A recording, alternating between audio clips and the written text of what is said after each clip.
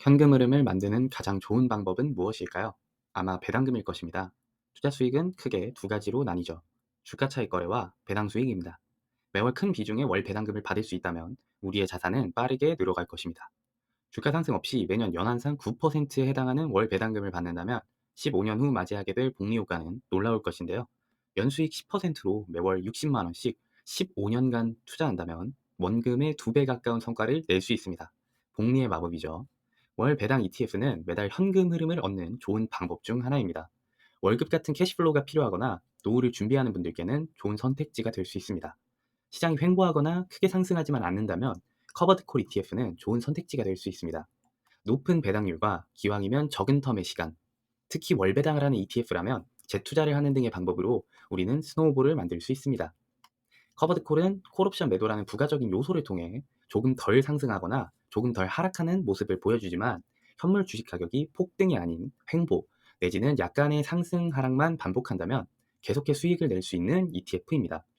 다만 현물 주식 가격이 폭락한다면 커버드 콜 ETF 역시 하락을 면치 못한다는 점과 항상 높은 배당률을 유지한다는 서약은 없으므로 우리는 이 점을 유의하고 투자를 진행해야 합니다. 지금부터 살펴볼 ETF는 거대 IB, 투자 기업들이 운용하는 ETF로 우량하고 안정적인 포트폴리오를 갖추었기에 이러한 리스크로부터 비교적 안정적이라고 할 수 있습니다.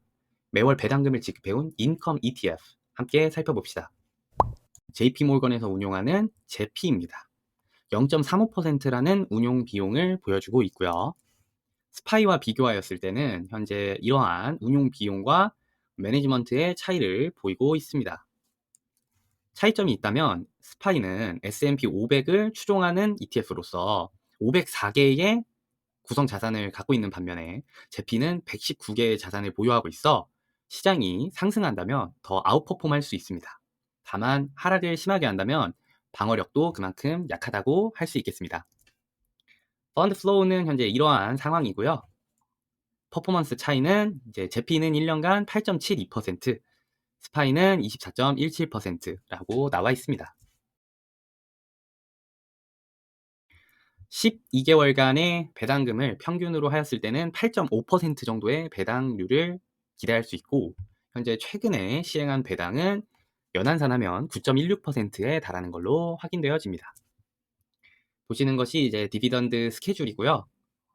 주로 1일이나 28일에 이렇게 말일 또는 월 초에 배당을 지급한 이력을 확인하실 수 있습니다.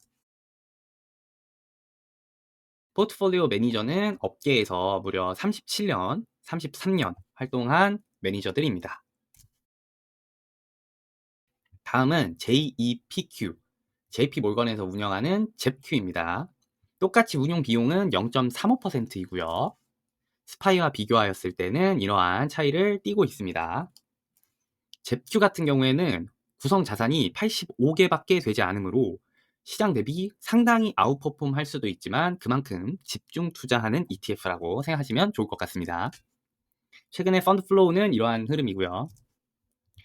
잽큐와 스파이는 어느 정도 비슷한 모습을 보여줬는데요. 하락할 땐 스파이가 조금 더 많이 하락하였고 상승할 땐 스파이가 조금 더 상승하였습니다.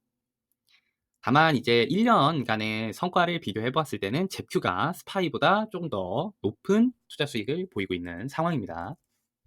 잽큐의 퍼포먼스 표이고요. 한 달, 3개월, year to day, 1년 단위로 나와 있습니다. 잽큐도 12개월 평균 배당률을 종합을 해보면 10.78%, 그리고 최근에 시행한 배당의 경우 연한산 9.26%에 해당하는 배당률을 보이고 있습니다. 디비던드 스케줄도 확인하실 수 있고요.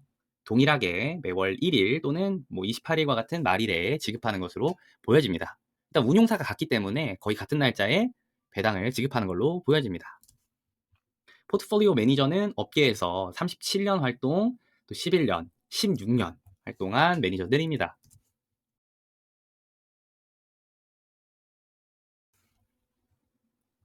(10개의) 탑 10 자산을 보시면 상당히 고루 분포되어 있는 것을 확인하실 수 있습니다. 다음은 네오스 S&P 500 하이 인컴 ETF SPYI입니다. 보시면 배당이 월배당의 형태를 띠고 있다고 나와 있고요. 12.16%가량의 배당률을 기대할 수 있는 다만 펀드 운용 비용은 0.68%로 다소 높은 편입니다. 배당 예정 스케줄표인 것 같고 배당 낙일도 함께 나와 있습니다. 보시면 12개월간의 평균은 12.1%를 기대할 수 있다고 나와 있네요. 10개의 탑10 구성 자산을 살펴보면 1위가 마이크로소프트, 2위가 애플, 3위가 애마존으로 주로 빅테크 기업, IT에 많이 투자하는 것으로 보여지고요. 밑에는 비만 치료제 기업 1112도 확인할 수 있습니다. 연간 수익률은 스파이보다 저조한 모습을 보이고 있고요. 다만 차이가 있다면 배당금이 조금 다르다는 점이 아닐까 싶습니다. 구성 자산은 거의 다를 게 없고요. 인덱스와 크게 다르지 않다고 보시면 될 것 같습니다.